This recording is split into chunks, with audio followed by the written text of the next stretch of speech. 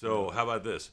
Hey Ed, how are you too? See, that's how he naturally talks, and now he's going to blame the microphone or the wind. Hey, I was the MC the other night at a fundraiser, and my mom goes, "You know, your grandmother could never understand you, and she wanted me to send you to English lessons." But I own the stage. Did you take them? Yeah. Obviously not. Welcome. We're here with my sidekick, Paul Kalemkiarian. This is the Wine of the Month Club for Classic Series in November of 2016. Thank you. Thanks, Mom. Thanks, Dad. It's a dead audience. So, all right, what was the 76th, November 76th selection? You just said it. 73 Beau Tour. And I remember when Beau Tour came out, this was like their low end, what was it, like 349 or something? Yeah. Their low end, BV's low end Cabernet, which was absolutely delicious. It was really, really good. And then the Parle Late Harvest Riesling from South Africa. And that was from the co-op back in the day when they had the KWV. And I tasted a lot of great South African wines back then, but they were mostly sweet. They were almost all port and sherry styled wines, absolutely delicious. And late harvest Rieslings, late harvest wines, unbelievable. 40 years ago today, Ed. 40 years ago today. Where were you? If you were. Anyway, this is. I was in my summer after high school. All right.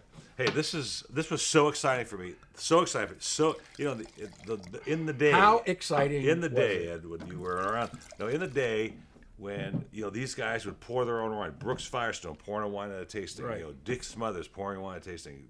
Pat Paulson, Daniel Boone. What's his name?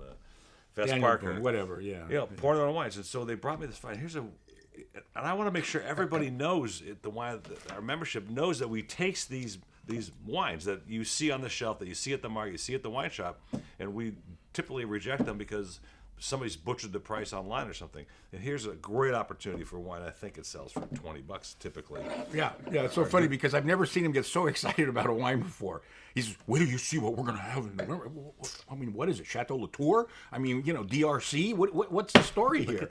I know wine. Well, you don't have to tell me. I mean, I've been drinking this wine for 40 years, and wine is absolutely delicious. This is their benchmark wine.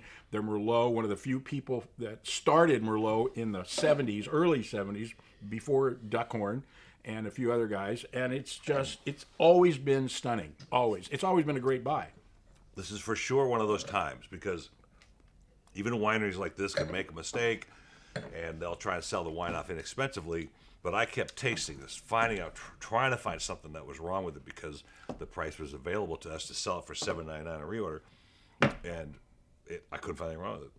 Not a thing. It's unbelievable. 98 points. I mean, that's a 98 for me. Doesn't get any better. Just lots of, the beautiful. There's lots of berries, lots of fruit, lots of wonderful oak. It's got complexity, though. It's got a lot of complexity. It's got this dustiness, this earthiness too. I mean, it's just got everything going for it. $7.99. Have at it. Yeah, I know. Folks, have at it. Now, this is not for the Chicago Cubs with the big W on it. I'm going to the game tonight, actually. Oh, my goodness. Actually, our friends from the Front Runner wines that we bought from Chris deal, she sent me to the game. I talked to a friend of mine today coming up here. She said the bank called her son because there was a questionable charge on it for 2 tickets tonight on his credit card to the Dodger game, which it wasn't him. It was pirated.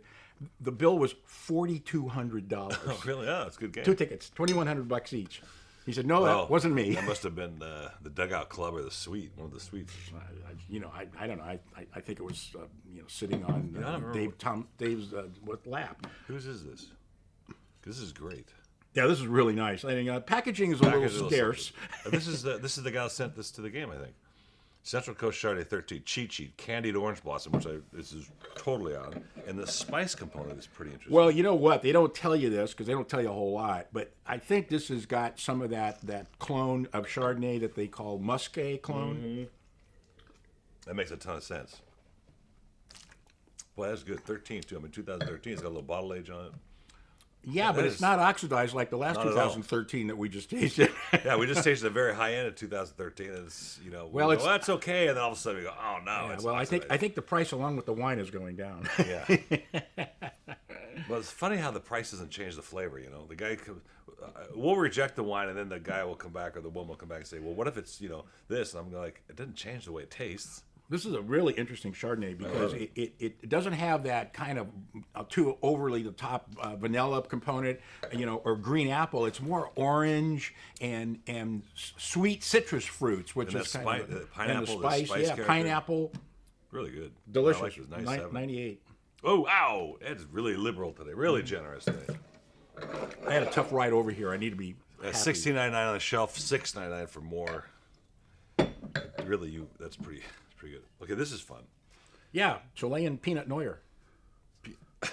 Point Noir. Ed, you remember Ed, the guy used to work at my dad's liquor store, the goofy kid? Oh, yeah. He would put stuff on a box, Point, P-O-I-N-T. Point Noir. But anyway, this is, the South American influx of Pinot Noir, which has been coming around for years, but most of it was just red wine. And here's finally, and we've talked about this before, but this is a Chilean version of Pinot Noir, which you don't see a lot of, actually. And here it is. Well, there was a reason for that. Do you remember the Chilean Pinot Noirs we were tasting like 10 and 12 years ago? That we were afraid to pour down the drain for what it might do to the drain. Right. Well, I'll tell you, it's been amazing, and I wrote that in the newsletter. It's been shocking to see how they've turned around. Pinot Noir is not an easy grape to grow. You know what I liked about this? I remember now. It almost has a Beaujolais nose, that berry, raspberry. That's a good call. It very much so Beaujolais nose, but cru Beaujolais, the bigger, richer, like the Morgon or Cherouble or those wines I adore, by the way. I think they're wonderful, wonderful wines. And also the typical problem with most Chilean Pinot Noirs is they have too much smoke in them, from the barrel or what. But I thought it's great balance, still a lot of fruit. Wonderful wine. I'm starting to get used to these Chilean Pinot Noirs because they are not California, they're not Oregon, they're certainly not France, and they're not New Zealand. They kind of have their own statement, but that's a statement about Pinot Noir, which my friend Brian Babcock said so well. He said it's a conduit to the soil. Whatever soil it grows in, boy, that's what it is. It's pronounced in that wine more so than probably any other grape except maybe Riesling. That's the beauty of this one. It's Pinot Noir. It's just picked up the nuances of where it's from. Exactly. So I'm doing 96. 96. I'll go to 96. Now, we were at a restaurant the other night with some friends. He's a total rank amateur at any wine. Not that that's a problem, but he just doesn't do this for a living like we do, right? So he goes, I can tell. And I ordered a bottle of wine. This is a living? Yeah. See, I ordered a bottle of wine, and the guy goes, well, don't tell me what it is. Don't show me the label. I'm going to guess what it is. I'm like, oh my goodness. Okay. Oh, my God. And I've known this guy for 30 years, so I'm like, give me a break. So they pour it. He goes, well, I don't think it's a Cabernet. And he's looking for me. I'm like, I'm not going to tell you what it is. And, of course, that's what it was. And then he goes, it's definitely not from Napa. That's where it was. That's where it was from. So after they poured it, everybody started saying, oh, yeah, it's kind of light for Napa. I go, look, you guys. I said, you're misunderstanding this wine. First of all, the sommelier took it from the cellar. So it was cool. Mm-hmm. It was actually too cool for service. And she poured it. And so that masks so much that you didn't get the emphasis of the wine. So they looked at me. I said, I want you to take the glass, swirl it on your hand underneath it, get it warmed up a little bit, and then I want you to really suck some air through it while you're tasting it, so that your mouth warms it up and that you get the nuances. And they looked at me like, hey, this is different. I'm like, well, yeah, because you're. So I go, so don't try and guess again. $7.99 on the reorder. And so then the sommelier comes over and she says, we have to learn how to taste and evaluate every wine and guess the vintage and guess the area. And then she left. Who cares? And I go, first of all, that's not even true. No. Because that's so hard to do. Even if you had 12 cabs from 2012 and they had different regions, the experts, and we do this every day, will get it wrong. What these sommelier tests and master of wine tests want you to do is defend your decision based on what you character, what you think. So you describe, I think it's from Napa Valley. Why? Well, because it's got eucalyptus, and so that's what they want to hear.